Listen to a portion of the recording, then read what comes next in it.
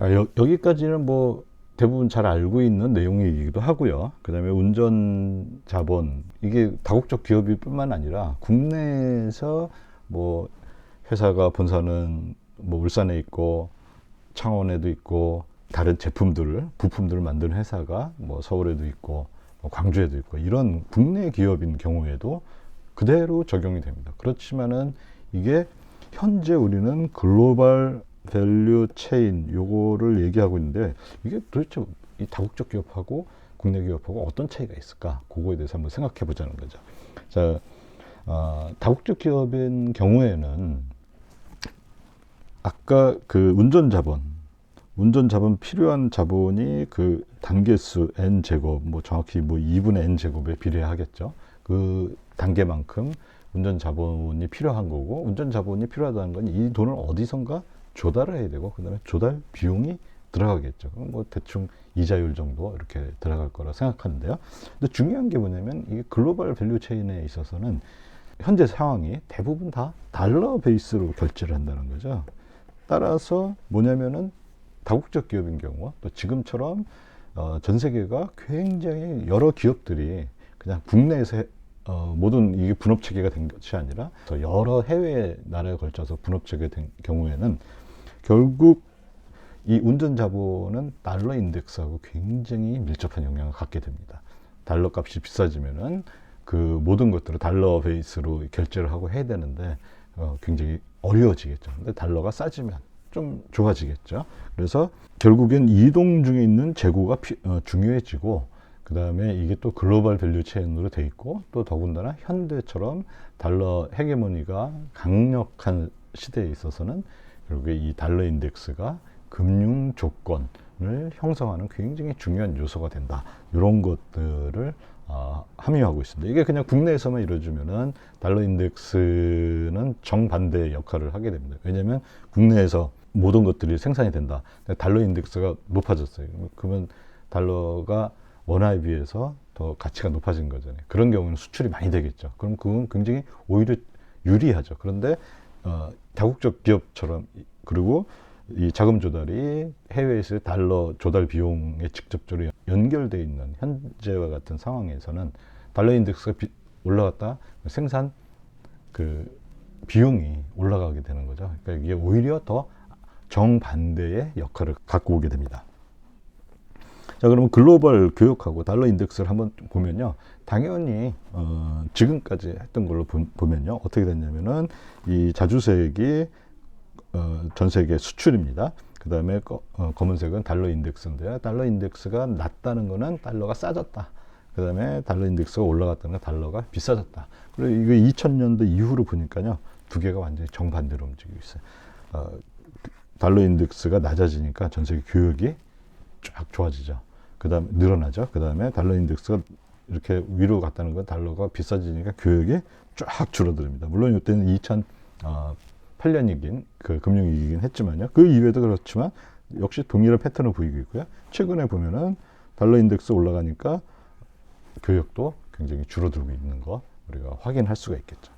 자, 그 다음에 이거를 우리나라하고 한번 본다면요. 우리나라는 전 세계 교역의 바로미터라고 그래요. 우리나라 이 수출이 얼마나 되고 있느냐. 이게 바로 전 세계 교역이 얼마나 활발하게 이루어지고 있느냐. 요거를 나타내는 지표라고 하는데 우리나라 걸 보면은 더 아주 잘 들어맞습니다. 자, 이게 검은색은 여전히 달러 인덱스고요. 이 녹색이 우리나라의 수출인데요. 달러 인덱스가 떨어지니까 어떻게 됩니까? 쭉 우리나라 수출이 올라가고 있죠. 이게 보면은 요 시기가 아주 좀 재밌는데요. 2021년 요게 딱 여름이 그때인데요. 2021년 여름이 어떤 때냐면요.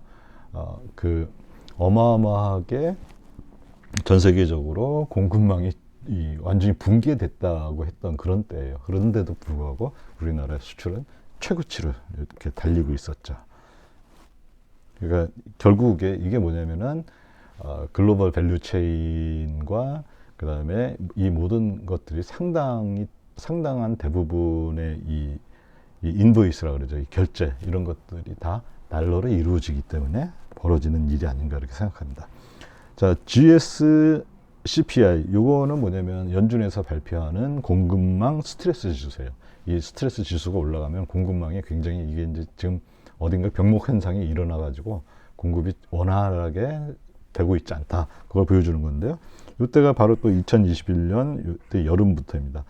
공급망 스트레스 지수가 이 오렌지색인데 가장 높았을 때, 이 쭉 올라오고 있을 때 오히려 한국의 수출은 제일 최고치를 정점을 쳤다는 거. 따라서 기존에 있었던 담론의 논리는 굉장히 설득력이 있지만은 현실적으로 아니라는 거죠. 그러니까 공급망이 불안정해지고 지정학적으로 또 불안정해지고 하면은 교역이 떨어지고 수출이 떨어진다 이렇게 봤었는데, 우리나라 걸 보니까, 그리고 또 아까 봤던 전 세계 교역량을 보니까 그게 아니라 더 큰 영향을 주는 것은 달러 인덱스였고, 그 다음에 그것은 결국에 공급망 또는 운전자본, 재고 이런 것부터 나왔다. 아주 뭐랄까 대담한 의견이죠. 기존에 있었던 전통적인 생각을 완전히 뒤집어 엎어버리는 거니까요. 그래서 이거를 보면은 결국 이게 함의하는 건 뭐냐? 제가 봤을 때는 이게 이제 네트로 보는 거에서 그로스로 보는 걸로 가야 된다. 그런 얘기인 거고요. 그 다음에 요거를 다시 한번 이제 본다면은, 기존의 이제 생각은 글로벌 교역 또는 뭐 수출 수입으로 나타나는 경상수지, 요게 뭐를 결정을 했냐? 글로벌 금융 흐름을 결정을 했다. 요거는 어떤 의미냐면요. 만약에 경상수지 흑자가 뭐 100억 불이 났어요. 그러면 당연히 돈이 100억 불이 들어와야 되겠죠. 그러면 이건 뭐냐면 하나의 어떤 거래를 한 거에 실물이 가고 돈이, 화폐가 들어오고 달러가 들어오고, 요거를 나타낸 거고, 이거는 그냥 기본적으로 맞는 얘기입니다. 일종의 항등식 같은 얘기죠. 그렇지만 이게 어떤 원인과 결과를 설명해 주지는 못하는데요. 이게 뭐 틀렸다가 아니라 이렇게 봤다는 거, 요것만 중요시하게 봤는데, 그럼 이거를 해주는 건 뭐냐? 오히려 글로벌 금융 흐름, 이거는 어떻게 보면은 그 달러 인덱스가 낮아서 금융 흐름이 쉽게 되고, 뭐 달러가 풍부하다는 얘기죠. 그러면은 오히려 이게 글로벌 교역을 더 올리고 경상수지를 더 만들어낸다. 뭐 이런 얘기죠. 그러면 기존에 했던 거하고 완전히 이 논리의 방향이, 인과관계가 역전이 되는 굉장히 좀 재미있는 현상이 벌어지고 있습니다. 자, 그 다음에 글로벌 금융 흐름, 이거는 또 결국에 뭐냐면 어떤 이 네트로만 본 것이 아니라 이 전체, 예를 들어 뭐 금융기관끼리 100억 달러, 뭐 90억 달러 이런 거래를 왔다 갔다 했다, 뭐 이자 받아가지고 뭐 이런 식으로 했다. 그러면 기존의 관점은 뭐냐면 요 차이 10억 달러만 딱 봤는데, 그게 아니라 전체가 중요해진다. 100억과 90억 이 전체 크기가 왔다 갔다 하는 게 굉장히 중요해진다. 이런 걸 또 함의를 하고 있습니다. 신 교수님께서 했던 것들은 이제 또 중요한 이게 있는데요. 그건 또 뭐냐면은, 기존의 경제학 모델은, 기존의 이제 이 거시경제를 설명하는 모델들은 섬 모델이다. 섬 모델이라는 건 다 따로따로 떨어져 있다는 거죠. 그 다음에 섬과 섬끼리 어떤 교역을 했을 때는 요 네트죠. 이게 경상수지, 요것만 봤었다는 거죠. 우리 아주 유명한 항등식이잖아요. 국민소득은 소비, 투자, 재정지출, 그 다음에 경상수지, 이렇게 이루어져 있는데, 우리가 섬과 섬 간의 교환은 딱 요것만 봤던 거죠, 우리가. 근데 이건 뭐 틀린 말은 아닙니다. 맞지만은 그거를 일으키는 게 도대체 뭐냐? 거꾸로 질문을 하기 시작한 거죠. 그래서 아까 같은 경우에 섬 모델인데, 요거는 뭐냐면은 원 하나하나가 굉장히 뭐 많이 있죠. 이렇게 했는데 원 하나하나가 한 회사들이에요. 이 원이 넓이가 큰 거는 회사가 굉장히 규모가 크다는 거고요. 그 다음에 뭐 나라별로 이렇게 쭉 했는데, 회사 하나하나가 어마어마하게 많은 다른 회사랑 연관을 맺고 있습니다. 다시 말하자면은 뭐 하청 구조일 수도 있고요. 이런 식으로 어마어마하게 많은 나라와 이 영향을 맺고 있고, 그러면 이게 보여주는 건 뭐냐면은, 이게 다 다른 나라에 이렇게 퍼져 있는 거고요. 그럼 이 섬 모델로서는 이게 파악이 안 되죠. 그러면 결국에 이 글로벌 밸류체인이 길어지고 있고, 그다음에 여기에서 가장 핵심적인 그 역할을 하는 거는 자본 조달 비용이고, 그건 또 바로 달러 인덱스하고 직접적으로 이게 연결돼 있다. 이렇게 우리가 볼 수가 있겠죠. 그러면 신 교수의 그럼 전망은 어떠냐? 뭐 굉장히 낙관적으로 봅니다. 왜냐하면 일단 인플레이션이 꺾이기 시작했죠. 그 다음에 이거는 2023년 올해 말의 인플레이션인데요.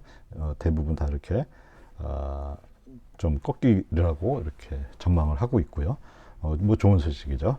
그 다음에 상품 가격, 우크라이나 전쟁 이후에 이렇게 쭉 다시 안정세를 찾아가고 있는 그런 모습입니다.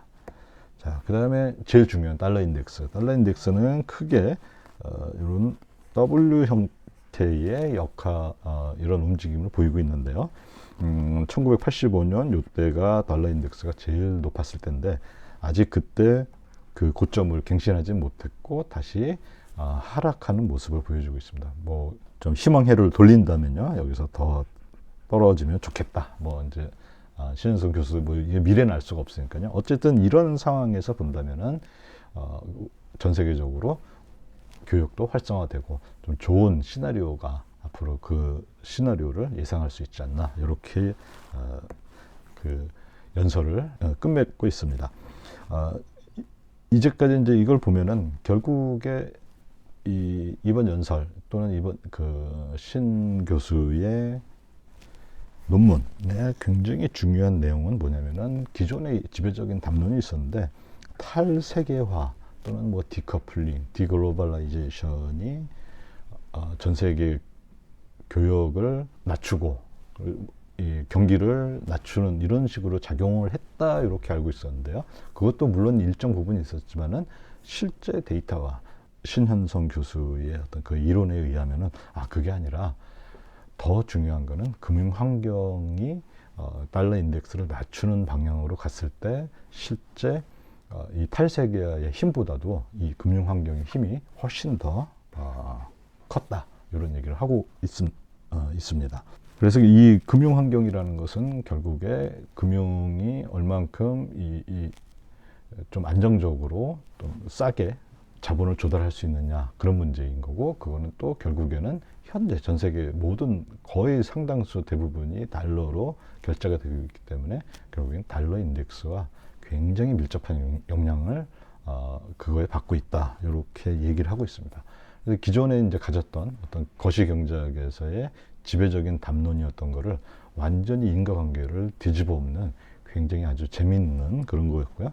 그다음에 이것도 우리 또 주식시장에서 투자하시는 분들, 위험자산에 투자하시는 분들에게도 지금 뭐 이렇게 여러 가지 안 좋은 소식이 들리기는 하지만은 장기적으로는 좀 굉장히 희망적인 그런 소식이 아닌가, 이렇게 생각해 봅니다.